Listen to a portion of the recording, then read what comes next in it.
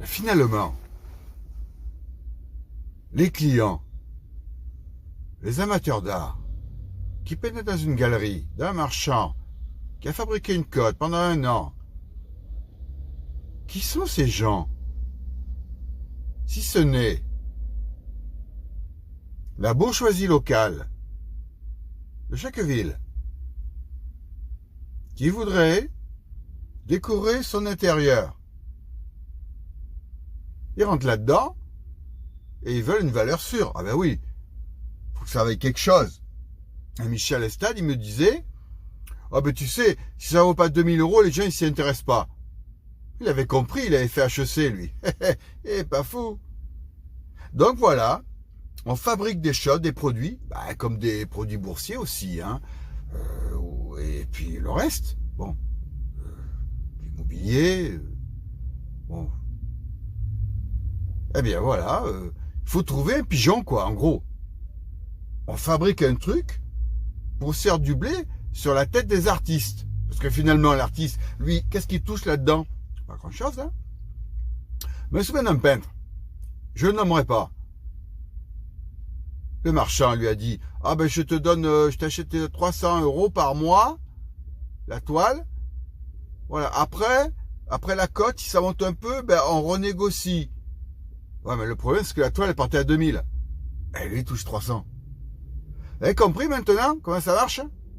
Alors, à part flatter l'ego du peintre, on peut dire, ouais, je suis coté, tout ça, tout ça, ça sert à rien, à part engraisser les marchands, toujours les éternels marchands et banquiers. Parce que derrière, il y a l'usure, il y a la banque aussi qui prête, tout ça.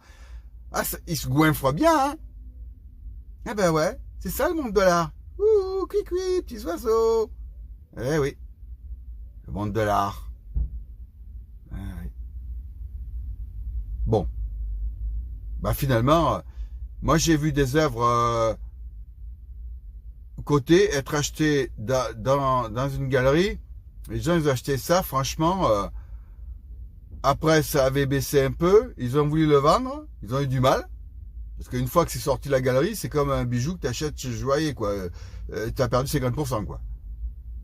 Et en plus, le gars, il en avait marre de le voir parce que ça ne lui plaisait pas finalement. Il a voulu investir.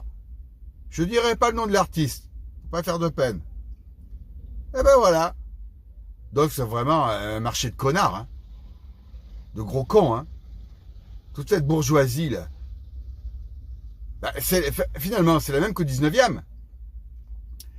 Qui faisait des salons officiels, décorés, médaille d'or, médaille d'argent. Et puis on a acheté ce qui était adoubé par l'État, le ministère de la Culture. Et en face, t'avais les impressionnistes. Voilà, qui galéraient avec leur peinture, là. Leurs impressions. Hein, une impression. Voilà. Donc finalement, rien n'a changé. Hein, à part que eux, les peintres pompiers avant, ils savaient peindre. Hein, ils savaient dessiner, te dire un pinceau. Les œuvres pompiers, même maintenant, elles ont une valeur.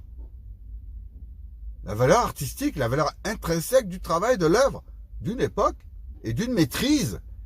Et maintenant, vous avez il y avait un peintre, je ne vais pas le nommer encore, hein, pour pas... Je lui ai dit au marchand, je ne dirai pas qui non plus, je vais encore faire des ennuis. Je crois que j'en ai déjà parlé. Bon, je lui dis, oh, il peint avec les pieds, lui. Ah ben ouais, il peint avec les pieds. Bon, évidemment, c'est une métaphore, hein, mais imaginez un petit peu ce que ça peut donner sur une toile. Quand on a étalé quelques couleurs. Eh bien, il a réussi à le vendre, ça, cette grosse merde. Eh ouais, il a fait la cote, et ça a plu pourquoi? Parce qu'il y avait de la couleur, il y avait de la matière. Eh oui, c'est comme ça que ça se termine.